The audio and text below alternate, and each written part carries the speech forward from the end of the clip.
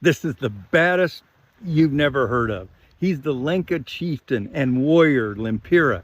And you can think of him as the John Connor of Central America. You see, Columbus landed in Honduras in 1502, right over there. And then the Catholic Pope issued the doctrine of discovery in a series of papal bulls that said that God wanted to give Honduras to Spain so that Spain could destroy the culture and the society and the history of the Honduran people in order to take away the religion they had and instead save them through the blood of Jesus Christ. And in return, the Pope gave this land and its people to the Spanish government to exploit. The Spanish did this by sending Francisco de Montejo. Montejo had some initial success, but then rose up the chieftain and the warrior Lempira.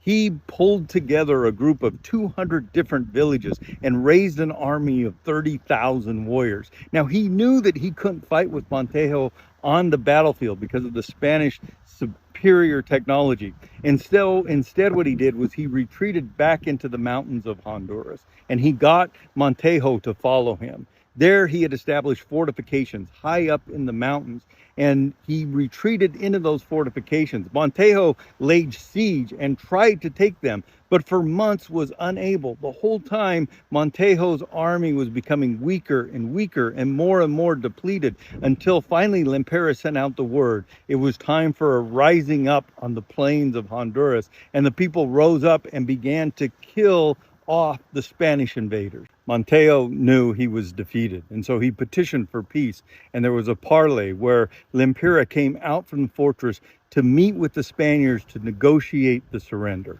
And that is where we see Lempira's fatal flaw.